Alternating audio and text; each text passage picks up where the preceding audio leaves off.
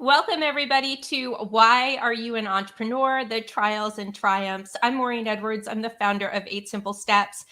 And every single week, I bring you rockstar entrepreneurs to have rockstar conversations. For those of you who are small business owners just starting, maybe you're struggling a little bit, or you just want to find out what's going on out there with some of your fellow entrepreneurs.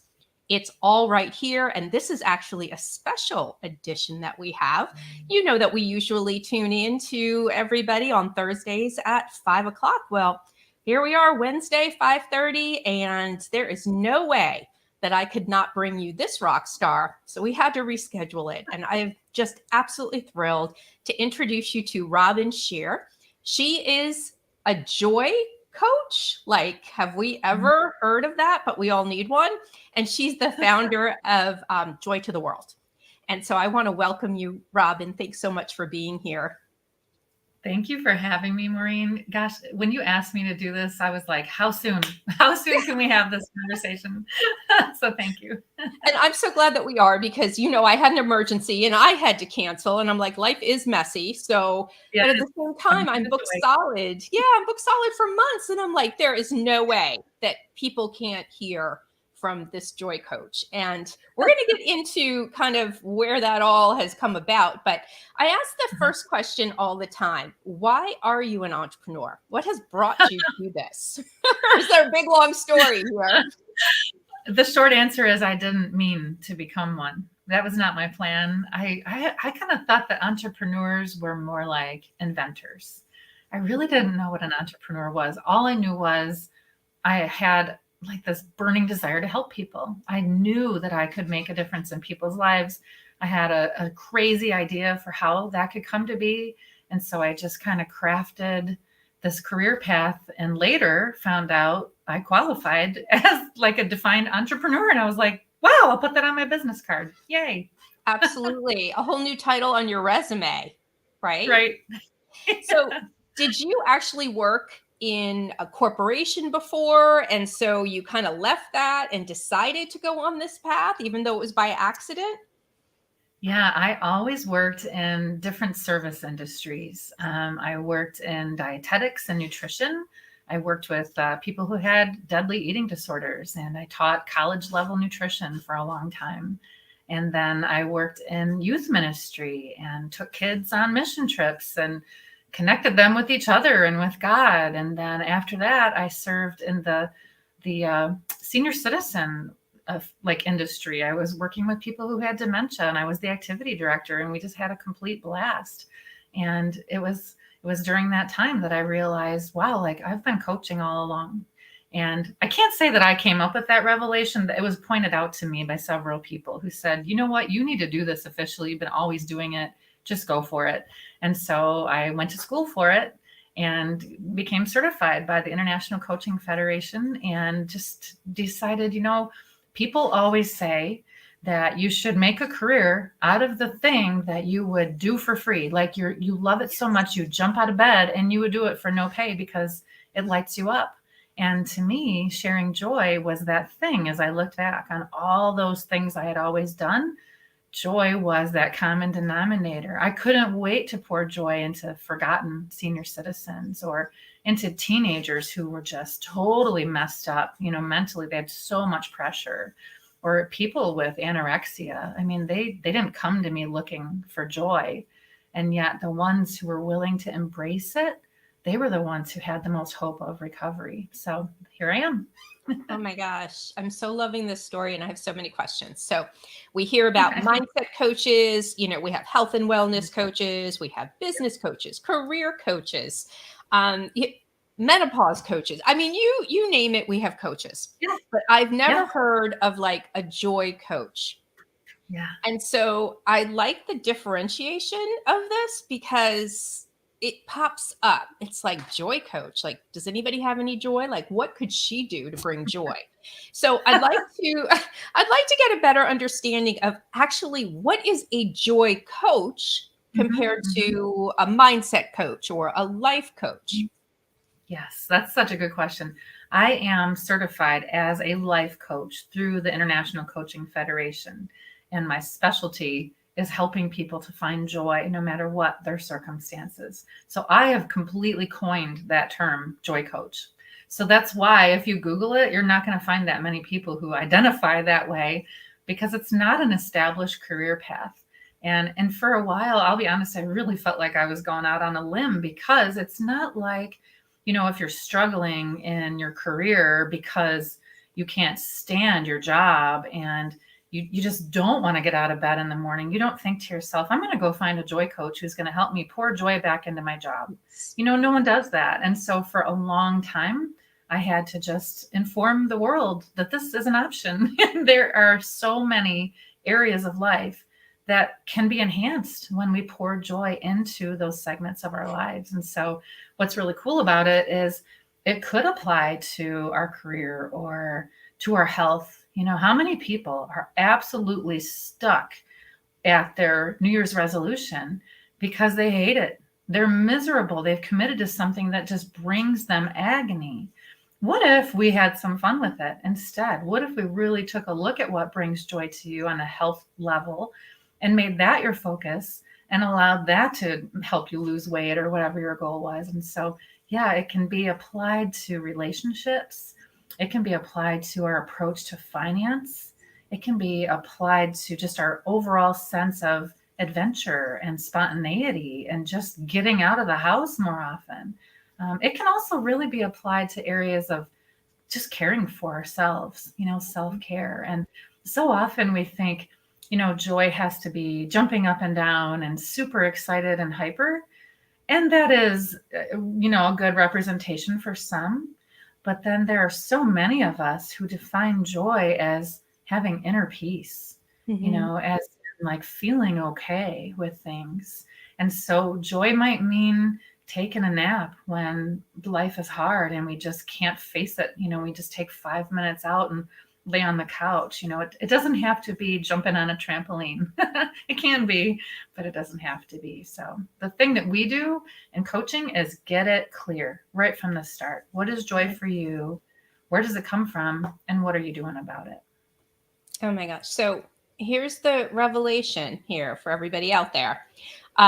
Robin, you really are an inventor. Okay. I just want to let you know. So if you never thought you were an entrepreneur, you have invented a different terminology, a different way to, present the solutions to a problem. And this is what makes inventors really good. They are going out and letting people know the need behind the need that nobody knew they needed. Nobody knew they needed a joy coach until Robin came along to educate them and let them know. And that is really true entrepreneurship. You took the risk. You had confidence in yourself, and you are an inventor. It doesn't have to be a physical thing. Like, you are an inventor. Wow. Absolutely. That's really interesting. I mean, considering how many people you have helped get into business and stay in business, I'm going to take that as gold. I trust you. I've never heard that before. So that's pretty interesting to think about. I appreciate that. Well, you're like, only entrepreneurs were inventors, but no, entrepreneurs are the calculated risk takers, who are the creators, who see things that other people don't. They're not necessarily the ones out there who want to fill a gap. Okay. We can all see the gaps. We can all see we need coaches out there, right? But it's the ones who create opportunities, that create gaps. And that's what you've done. And you've brought attention to something that people never realized they could even get help with bringing that back into their life. So kudos to you, Robin. I'm absolutely thrilled to have you as one of my rockstar entrepreneurs, because that is what a rockstar entrepreneur is all about. So you can now put it on your resume. You are an official inventor. My resume just grew. Rockstar entrepreneur, inventor. That was worth coming on here for tonight, right? It definitely was. So what have been the challenges that you have had running your business as an entrepreneur? Or you only can pick one, right? I think probably the greatest challenge was convincing people that this is a viable option. Yes. It's not a replacement for therapy. And I love so much that culture is finally starting to appreciate the fact that therapy is good stuff and is available for all. And we're getting it and we need it. And I will have a therapist until she kicks me out. I'm just telling you right now. But, I also feel that, therapy is really helpful for people who need to heal, who have past hurts and just really need to dig back and kind of recover. Whereas coaching is really about, now what? Like, what about tomorrow? What do I want moving forward? And what am I willing to do to get there? And because it's such a new career, people just didn't know that it was a thing. And so I was just banging on doors constantly. Can I speak to your group? Can I talk to your people? Can I tell them about like why they need joy in life and how they can go about getting it? I spoke for free so many times in the first couple of years, which just so happened to take place right during a worldwide pandemic. Yeah. And so it was like this constant, like getting the word out to people until there were some seeds planted and some people were willing to take it serious and invest in their own situations and like what difference joy might make. And that was where it got good, because when one person was willing to get the coaching and to see the improvement that it made in life, they were so excited about it. Everybody in their path knew something was different. They wanted to know what it was. And so that's where it really began to take off. But it took a long time just to tell people that it was a thing. And that is one of the things out there, is that when you are creating opportunities, when you are creating gaps, there is slower uptake. The marketing is more education and giving the information away for free.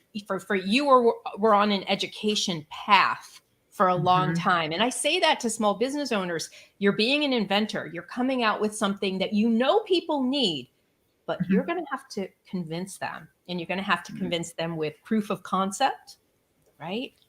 And education.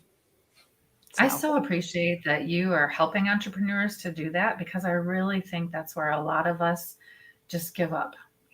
That work is really hard, like laying that foundation continually and continuing to believe in it yourself. Because when the bills aren't necessarily being paid and you don't have the information that you need, it's not as easy as you thought it was going to be.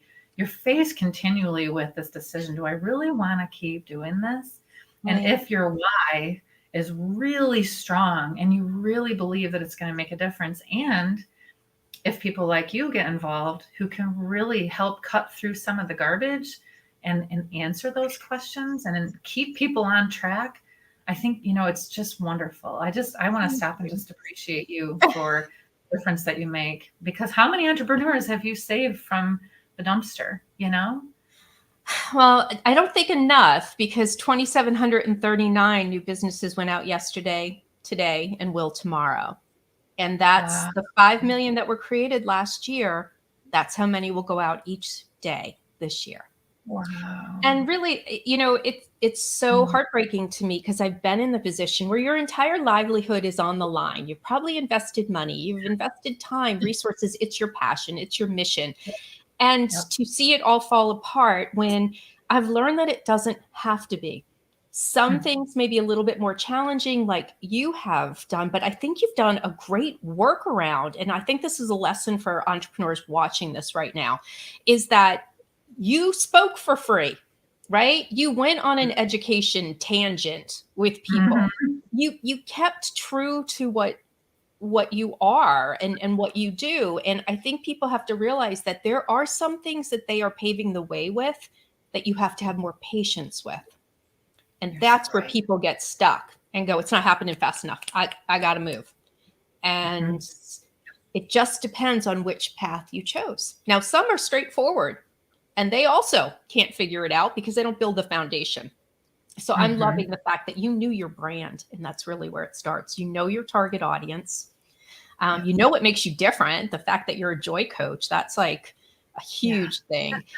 And you know the value that you bring, and you've got documentation and, real human proof of that. And so, but you radiate joy. And that's, I have to ask you, all right, so what brings you joy that, I feel like every time I either talk with you or text you or see you on Facebook or whatever, I'm like, she is always like glowing. She is always happy. So what is it? Like, if you could give somebody one tip to pull that out, Yeah, what would it be? that's such a good question. I think the first tip is don't believe that it's always going to happen, because we all have down moments. We all have difficulties. And to expect to always feel great and to always be smiling, you're setting yourself up for disaster. And so there has to be a hefty dose of reality. And we have to know then, when we don't feel great, when we don't feel like smiling on camera or otherwise, what can we do about it? What authentically makes us feel alive? And so, to answer your question, the things that do that for me are connection. That's probably got to be in my top 5. My list is so long. Oh my gosh, the more I think about this, the longer my list gets. And everyone is that way. But just knowing that we were going to get this time together, and whoever, is joining us for this call, and thank you, by the way, but I'm just so thankful to have this time to know you better and to connect with you and to share something that is hopefully helpful to someone else, which is a second source of joy for me and so many people. Just giving, whether it's time or energy or attention or resources, it could be so many things, but that really does bring me to life. It really does fill me with joy. So there too. Got a bonus. So if somebody was, I guess, going into being a life coach, Yeah. is this an area that somebody has to have a special quality to go in and be a joy coach? Because somebody right now may be a coach out there and go, I'm a life coach, I'm a mindset coach. Can I be a joy coach? Like, Yeah. Mm-hmm. how do they become a joy coach? Because I just kind of see you as like the one and only. I love that you would say that, but that can't be true. The first Yeah. and only. Okay, so there's another differentiator. The first and only out there. I hope that's in your branding. So my stuff just growing. Yeah. It's funny because, when I felt this was the direction that I was called to serve, and, I gave myself that title, I thought, who in the world is going to take this serious? Because while I had that backing of the ICF and I really wanted to have some credential to my name, there's so many coaches that never go to school and they're amazing. But I personally felt like I needed to have that, year-long just deep dive into what coaching is. And so after that, claiming to be a joy coach was risky, in my opinion, because it wasn't recognized by anybody. It truly was something that I came up with as a result of just listening to what I'm passionate about. And so now I have seen that, there are places where you can go and get trained to be a joy coach. It's a thing. I thought I created it. Other people think that they created it. I don't know who came up with it first. But if you want to actually go and specialize in that, there is this whole awesome field of positive psychology. If I ever decide to go back into school, that's probably the direction that I'll go, degree wise. I've been in so many business training courses and programs over the last few years, and I don't have any paper to show for it. I don't have a master's degree. I feel like you and I both should have that by now. But, if I wanted to get like a graduate degree, I would probably get it in positive psychology. And in doing that, you would be even more qualified to call yourself a joy coach. The fact is, there are more qualified joy coaches than I am. And I'm okay with that because, like you say, like I exude joy or whatever it was. I can't remember the word that you used, but it's who I am. It's how I am made. It's in my DNA. I know joy down to my core. And I've seen it work for people whose situations are just awful, horrendous situations. And I've seen how, their circumstances haven't changed, but their view of their situations has improved, and they're coping and they're flourishing. So, that's where my qualifications come from, real life experience, those senior citizens, those teenagers, those people with bulimia.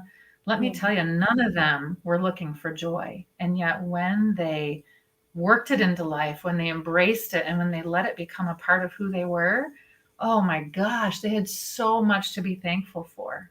And so that's what I have to offer, even if there are more qualified joy coaches out there. That was a long answer. No, I think it's a great answer, because I think it says to people out there, believe in yourself. You may not necessarily need all of that education, all of those credentials, because I have to tell you, I've met some of the best business coaches out there who, because they've started businesses and are experienced there, it's real world. And I would take real world any day over theory, right? Yeah. Practice over theory. So much more beneficial. So, so I guess I have a question about where you connect with potential clients. Can you share, you do those speaking engagements, but can you give me an idea of any type of marketing or social media? How do you get the word out? And, where would those clients be coming from?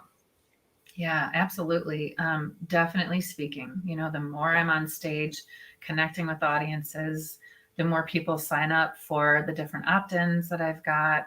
And then they're on my email list, which I'm going to make a confession here and now. I really am not a regular emailer. And so I've got this. I know I need you so bad, Maureen. So yeah, I could grow that. So I grow it and then I don't use it like I should. But okay. Now I'm going to be like, all right, here I'm coming out with this. Email marketing has a 4,200% ROI. It is the most effective marketing campaign you could do, better than Twitter and Facebook, 40 times more conversions. Okay, so I'm going to get off my high horse. No, you deserve to be there. I'm going to say it's my number one way to connect with my audience, to nurture that audience, and to convert it. Because think about it, Robin, they've raised their hand. They're like, I have gotten to know you. I like you. I'm handing something precious over to you, which is like handing over your personal phone number. Yep. They want to hear from you. And because you have to educate on this concept, my gosh, every month I'd be like, where's the joy info coming in from? Okay, so I'm not going to get into it anymore. I'm glad you did, and I hope I'm not the only one who needed to hear that. You're not. So I do a lot of speaking as well. And when I say to people, how many people are on your list? I don't have any people on my list. Well, why not? Right? Yep. You should be moving all the social media people off social media and onto your list so that you own them, right? That they're yours. But you're not alone. A lot of people are like, oh, I just delete them all day. They go to the spam box. Nobody wants to be bothered. No. All right. So valuable. Thank you. Oh, well, so speaking engagements. So you would encourage people to get on the speaking circuit, and are there certain social media platforms that you've had good success with? Yes, it's been interesting. I was thinking about that just recently because I have a pretty active presence on LinkedIn and Facebook and Instagram. And I was thinking, where do the bulk of my clients come from, whether like paid speaking engagements or coaching clients? And I can't really say that I've gotten a lot from Instagram. However, like the reels that I post are, growing my following. But I do find that Facebook and LinkedIn are where I get a lot of speaking engagements from. People see this stuff, they get excited. And so I didn't take LinkedIn very seriously until a couple of years ago. And man, I'm so glad that I did. And it was actually during a call like this, and someone was talking about, just how serious people are about doing actual business on LinkedIn, And so I gave it a try, and I, had to learn a whole new platform and stuff, but I'm so glad I did. And so it's grown my business, but I've also, being the connector and stuff, I've also grown so many relationships with people, so many friendships. These are people that I'm doing life with on a regular basis now. And so I'm thankful for that. So I spend a lot of time there as well. And then I did write a book about, a couple months ago. I know. We're going to get into that because I absolutely love the name of this book. LinkedIn is my number one favorite platform. And I say to people, whether you're B2B or B2C, it doesn't matter, because those are people who still need to buy stuff. And it may not be that you're doing business with them, but they are consumers too. And you're right. Real business happens on LinkedIn. So I'm a huge advocate of it. I actually do training workshops for LinkedIn specifically so that small business owners can put a company page together and get that Oh, going. good. Yeah, so I'm a big fan. But do you have a copy of your book you can put up? Do you have one in front of you? Just started keeping one around. I'm supposed to have it in my background, but so far it's on my desk. I Yeah. love this name. Love Messy Joy, because life is so messy, business is so messy. And I'm like, Yes. where did you come up with this title? It's just the focus that I have had with my clients is this idea of how to find joy in the mess, because so many people have said, well, I'm going to focus on myself when my kid graduates, or, I'm going to go on this awesome vacation that I've saved up for after I retire. There's always this but. I'm waiting to clean up the mess is essentially what they're saying. And I'm here to say joy is not going to wait forever. Like, get it now, work it into whatever your situation is now, and let it enhance the now, and then go for it later as well. But, if you're waiting for your, relationship to feel good again before you start doing things that bring meaning to you, you might be waiting a really long time. Or, if you've had a diagnosis come your way that is just so difficult, and that's tempting to think, well, once I'm through all my treatment, once I'm through my protocol, I'll focus more on these things. I'm here to say, when you mix joy into your mess and you embrace this concept of messy joy, that's when life really gets good. And so that's where the title of the book came from. And it's a book that I took about 1.5 years to write, and it was just like this download. It was a book that I never planned to write, but I guess that's kind of my story. I didn't plan to do any of this either, and yet here we are. But I do really like to listen to advice that I've received, or wisdom, or, what in my faith journey, I feel like God is telling me to do certain things. And this book is one of those. And so here we are. I wrote it and still wasn't sure if I wanted to publish it, because it contains some really private stuff that I experienced that was messy and kept very private. And how joy was found despite all of that ick. And, so I wrote it out of, this obedience to God telling me to write it, but I really wasn't sure about sharing it. And I talked to a publisher, and they loved the idea. And I thought, oh boy, okay. And so then I talked to some more publishers, and I started getting some offers, and I got 7. And I thought, oh my gosh, like, this must have some purpose. And so I went with the first publisher.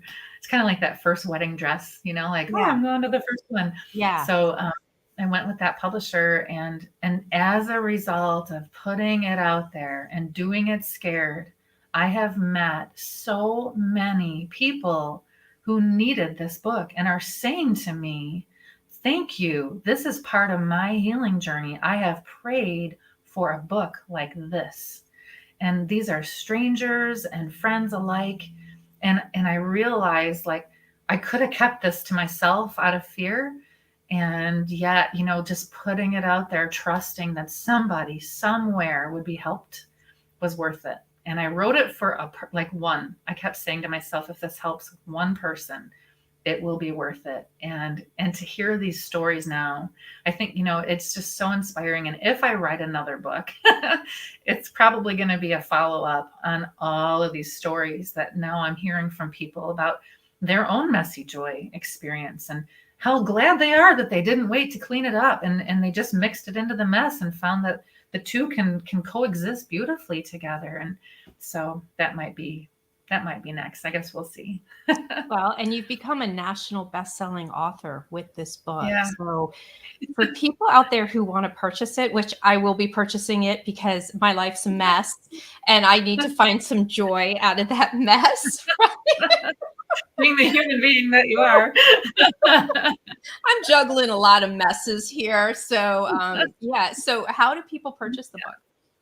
The book's on Amazon. And if you want to get a signed copy from me, you can always just reach out through my website, which is joytotheworldcoaching.com. And I'm super excited. So I put something together for people who want to give it a little like test run.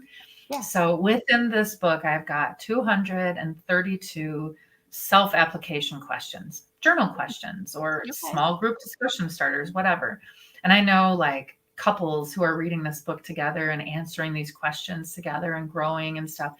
But I think that, you know, there are some people who will probably never take that step and buy that book.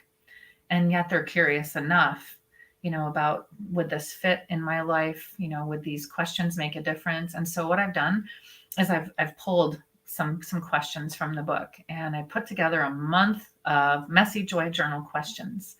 And it's just a free offering to give people a test run to see if their situation can be one that's enhanced by adding joy without cleaning up the mess. And so that is available at joytotheworldcoaching.com/messyjoyquestions. The longest website I could come up with. Well, that's okay. I love this. And for all my small business owners here, one of the biggest things that I am walking away with is we all have a story to share. We all have something out there, and there is an audience who needs to hear it. And I'm so glad you kind of conquered that fear in yourself to want to share that story. And for those of you out there who are thinking about your journey, whatever it is and what has brought you to this point, being authentic and real is what people relate to. And I think that's why you're so amazing at what you do, Robin. You're just so relatable, and you radiate joy, you walk the walk. And I just feel privileged to know you. And I'm hoping you're going to come back, especially if you're doing the second Messy Joy 2, right? I'd be so happy to. So for everybody out there who wants to reach out to Robin, please do. I don't think you're going to regret it. And if you'd like to, book a speaking engagement with her, I'm sure you do it for all organizations and businesses, and please contact her. And of course, her book is available. So you are amazing. So we have actually, we're at the 30-minute mark, the 32-minute mark, right? And I could continue talking to you. For those of you who have tuned in or you're watching the replay, I hope that you have picked up some words of wisdom, some amazing inspiration tonight. We've got a few best practices too from an entrepreneur who's been making her way through it. And so I hope they're going to help you out. Now, we will be back to our regular Thursday lineup, 5 o'clock Eastern Standard Time. If you would like to be a guest here on Why Are You an Entrepreneur, regardless of whether you're just starting, maybe even you're struggling, or you've been in business 50 years, we want to hear your story because you have a story and I have an audience who needs to hear it. If you need anything from me, like taking the hard out of your entrepreneurial journey, just reach out to 8simplesteps.net. I'm here to answer your questions.